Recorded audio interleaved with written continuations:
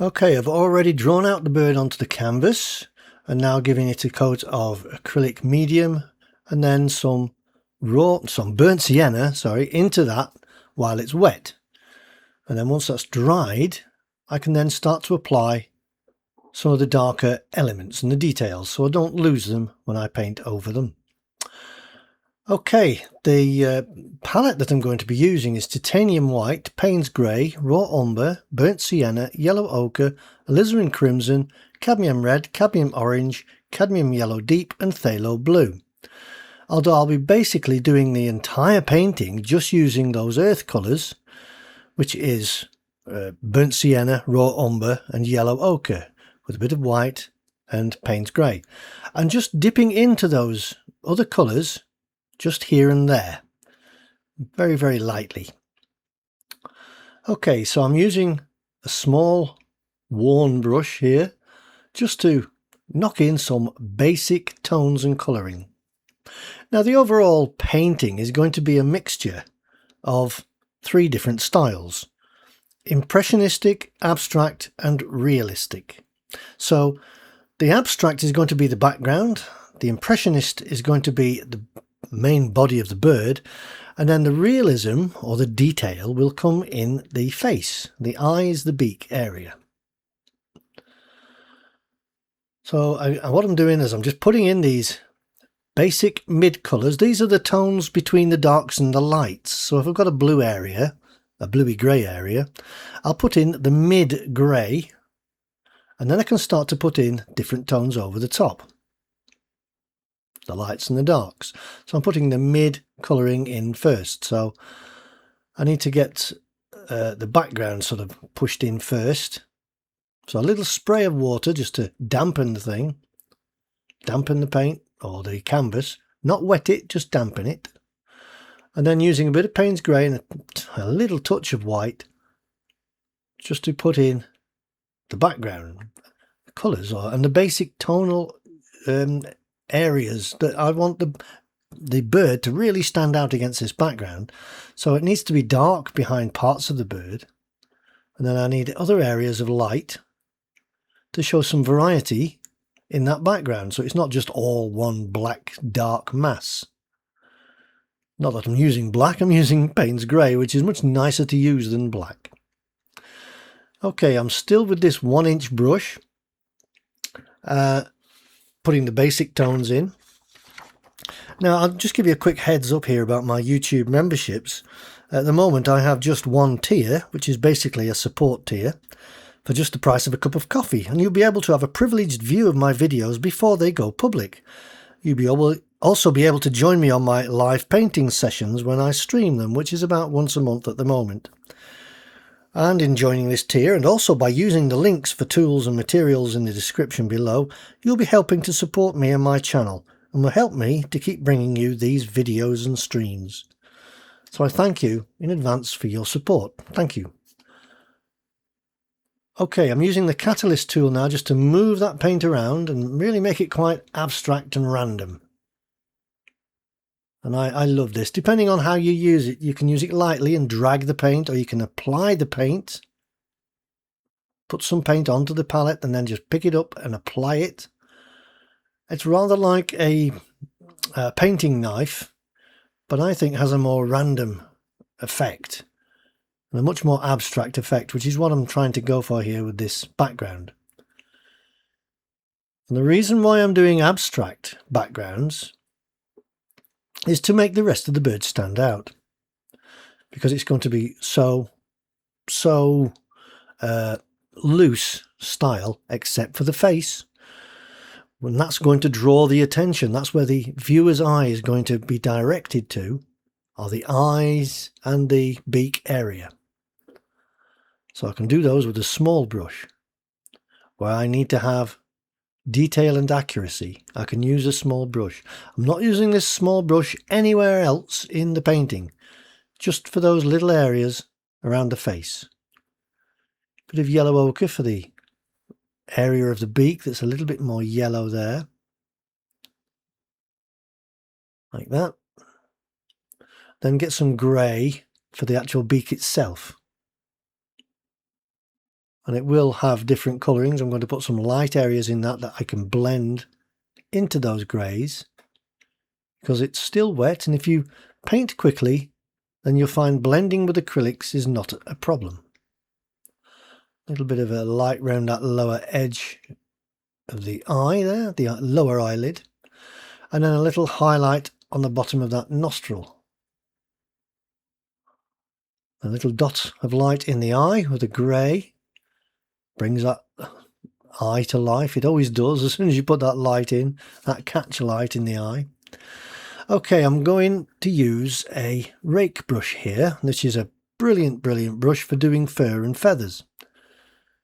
It has the bristles naturally splayed like a comb, so you can paint lots and lots of fur, and I can use it on its edge as well and do little straight lines as well with it. You can use it in many different ways, this brush, but I'm putting basically in these mid-tones, or brighter tones rather, of the bird's back and the wing feather there.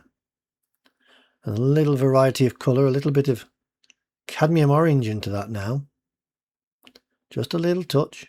I'm just giving a hint of those wing feathers. I'm not going to be painting them detailed. I do not want to do realistic feathers in this. It's not what the painting is about.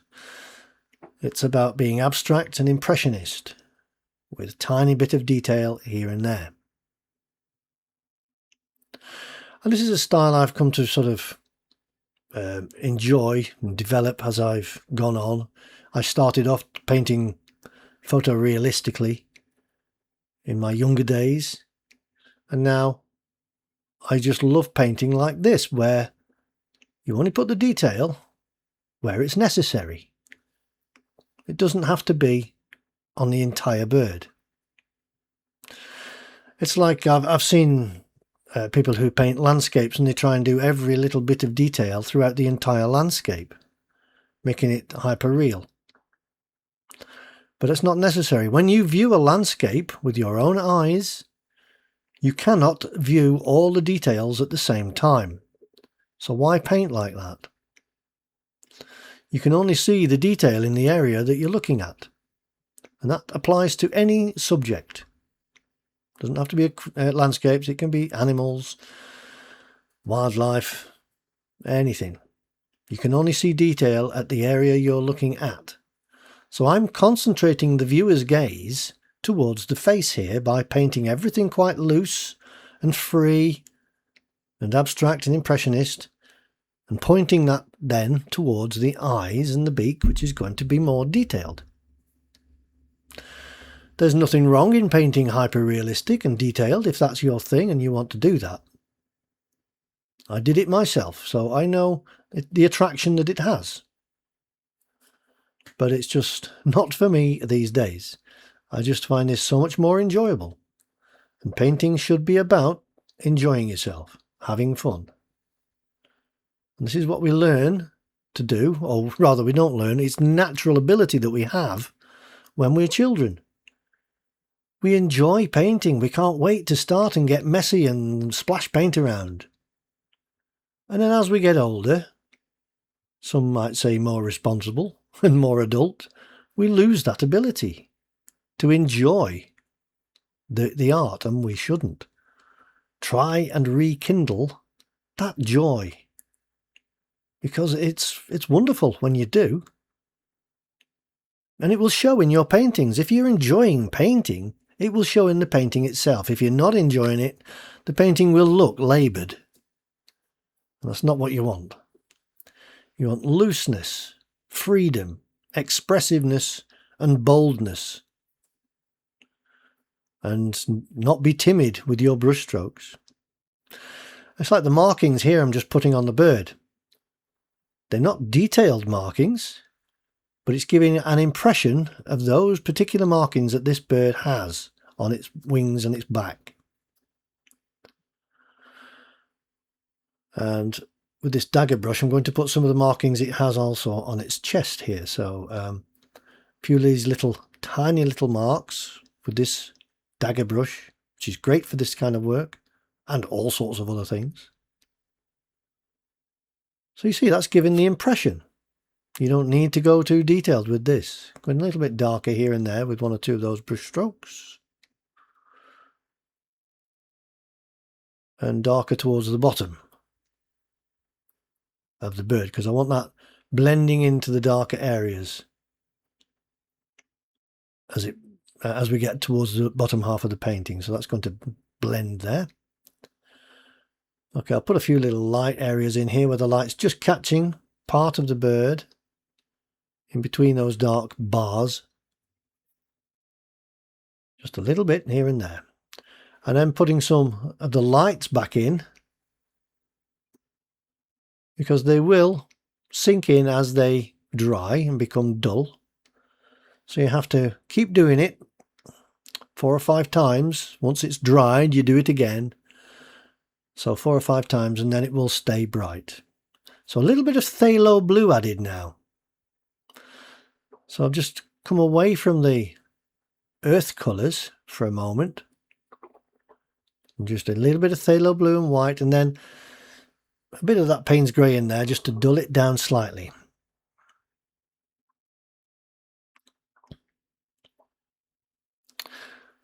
Now a little bit of cadmium orange and white, just to give that a little bit more brighter colour there. But using bold strokes now. Remember, it's about being bold and expressive with some of these brush strokes. You only need to take care and attention of those brush strokes around the face, which is what I'm doing now. I'm just being a bit more careful. Still using a fairly big brush for this. This comb brush. And then with some very bright white light, I can put in some highlights back around the eyelid and around that nostril there, just a little bit of a light catching that edge. And I can just start to add 1 or 2 little detailed areas with this brush,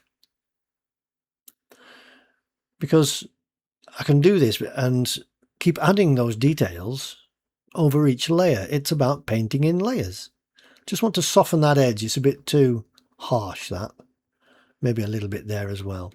So painting in layers, you paint a layer, you let it dry, and you paint over the top. Unless you want to blend, in which case you paint on the wet paint.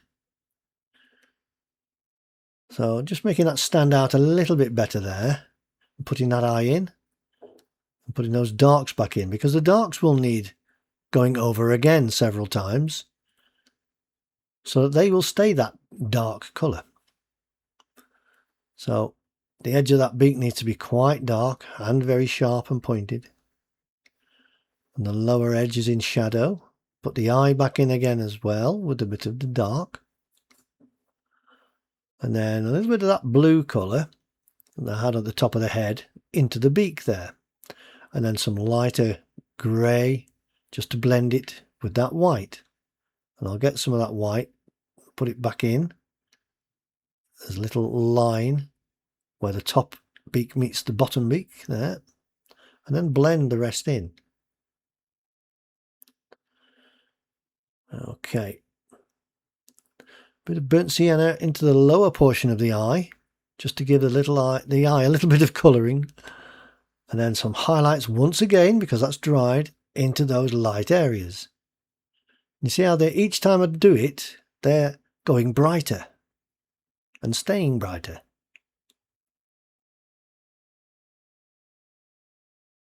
Like that. Now, many people ask me all the time, how do I keep my paints wet? The answer is I don't. I give the palette or the paint box there a little spray of water first thing in the morning before I use it, when I open it. And then I don't spray any more water in there until I use it the next day. And I don't spray any water onto my palette. And I use the paint directly from those paint tubs there, the little fishing tackle box. And they will stay wet for quite some time, because a thick lump of paint will stay wet for a long time. It's when you start making it thin and adding water to it, that's when paint dries quickly. So if you don't add water to those paints, you'll find they take a lot longer to dry. You must still learn to paint more quickly though with acrylics. That's one of the tips I have. If you really want to master acrylics, learn to paint quickly. Which you can do in this style because a lot of it's very, very loose. So for instance, this background just needs going over once again now because I've realised it's not dark enough to throw that bird out. It's just being a bit too, it's not contrasty enough. So I'm putting these darks back in, and that's much better. And then some more greys in there. I gave the canvas a little light spray of water before I put this paint on, just to allow the paint to move around a little bit easier. Not to thin the paint down, and it's not wet, it's just damp. And then using the catalyst tool once again, I can move that paint around and make it more abstract and blend it where I need it to blend. And I'll just keep messing with this. I'll just apply some of the paint as well with the tool. I'll just keep messing with this until I've got it right. And then the last thing I need to do is just darken the bottom area, make it a little bit more dark and blend it in. And then once that's done, that's the painting finished. If you have enjoyed this video and hopefully found it interesting and entertaining, please don't forget to give it a thumbs up and subscribe to my channel. Be sure to click on the little bell icon if you wish to be notified of my latest videos. I am always interested in your questions and comments, and I do try to answer every one of them. Hopefully I will see you on my next painting video, so until then, have a lovely day and happy painting!